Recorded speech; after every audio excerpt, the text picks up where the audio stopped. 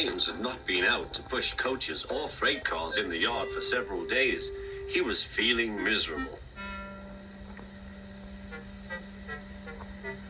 Oh dear, he thought, I wonder how long I shall have to stay in the shed. Will anyone see my red coat again? Why did I go so fast that I made a hole in one of my coaches that had to be mended with, of all things, a passenger's bootlace? At last Sir Topham Hatt arrived.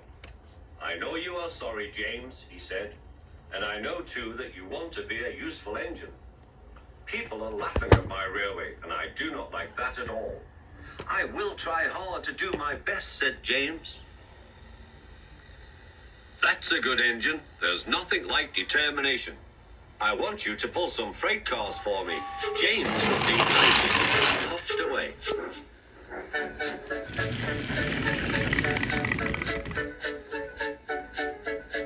Here is your freight train, James, said Thomas. Have you got some bootlaces ready?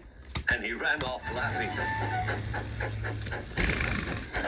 Oh, said the freight cars. We want a proper engine, not a red monster. James took no notice and started as soon as the conductor was ready. Come along, he puffed.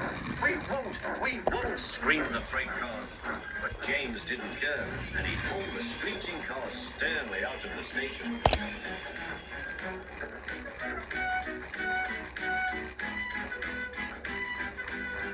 The cars tried hard to make him give up, but he still kept on.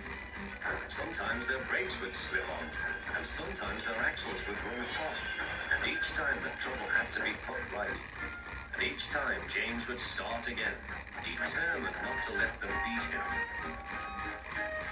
Give up, you can't pull us, you can't call the cars. I can and I will, puffed James. Slowly but surely, he pulled them along the line. At last they saw Gordon Hill. Look out for trouble, James, warned his driver. We'll go fast and get them up before they know it. Don't let them stop you. So James went faster, and soon they were halfway up. I'm doing it, he panted. Will the top never come? Then, with a sudden jerk, it all came easier. I've done it, he puffed. Hooray! It's easy now. But his driver shut off steam. They've done it again. We've left our tail behind. Look, the last cars were running backwards down the hill.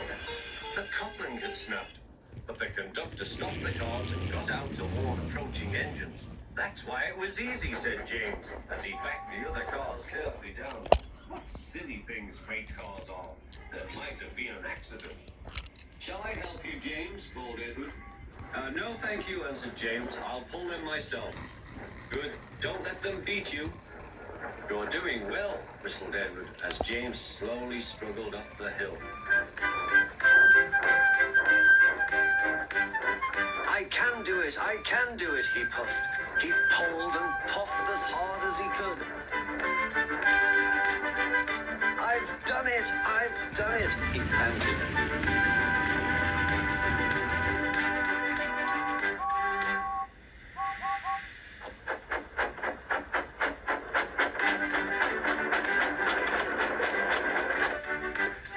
They reached their station safely, and James was resting in the yard when Edward pulled up. Peep, peep, he whistled.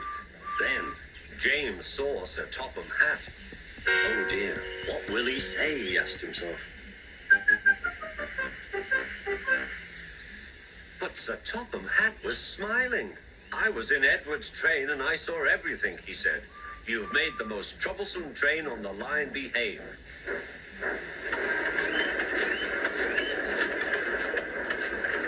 After that, you deserve to keep your red coat.